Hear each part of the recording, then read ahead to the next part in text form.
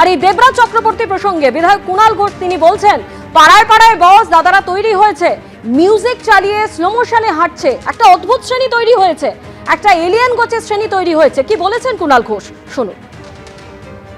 বিপুল পরিমাণ সম্পত্তি করে থাকে, তাহলে সেই সম্পত্তি কোথা থেকে এলো সেটা ইনভেস্টিগেটিং এজেন্সিকে জাস্টিফাই করার দায়িত্ব তার। ফলে যে বিষয়টার সঙ্গে দলের কোনো সম্পর্ক নেই, আমি এখানে কোনো মন্তব্য করব না, আমি কাউকে কোনো ডিফেন্ড করব না, কোনো কেসের মেরিট সম্পর্কে আমি কোনো মন্তব্য করব না।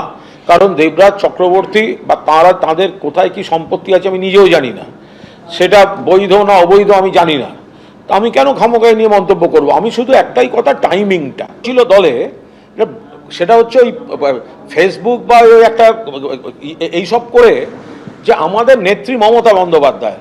কিন্তু যদি পাড়ায় পাড়ায় আমরা যদি দেখি এইভাবে তৈরি হয়েছে যে মানে বস দাদা, হ্যাঁ, এই ধরনের সমস্ত, তারপর সব মিউজিক চালিয়ে স্লো মোশনে হাঁটতে হাঁটতে, তো এইগুলো করতে গিয়ে জিনিসটাকে পুরোদস্তুর একটা অদ্ভুত শ্রেণী তৈরি হয়েছিল, একটা এলিয়েন গোছের শ্রেণী তৈরি হয়েছিল, অদ্ভুত, অন্য গ্রহ থেকে আসা, যাদের সঙ্গে যেন মাটির কোনো সম্পর্ক নেই, তারা যেন ওই সোশ্যাল মিডিয়ায় ভেসে বেড়াচ্ছিলেন আর নানা রকম সব মিউজিকের সঙ্গে সঙ্গে।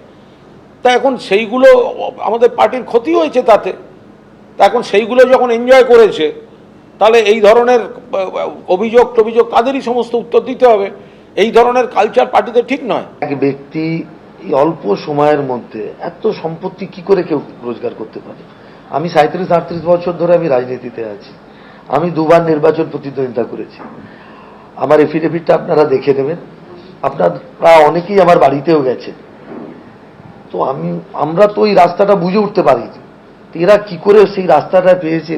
যদি সবাইকে এরা জানাতো তাহলে ভালো হতো, আরো সবাই সমৃদ্ধ হতো, সব দিক থেকে তারা সমৃদ্ধ হতো। বাংলার মানে কাগজে এগিয়ে ছিল আর, কিন্তু মাথা পিছু ঋণের যে হার, তাহলে হয়তো সেটা থেকে মানুষ বাঁচতে পারে।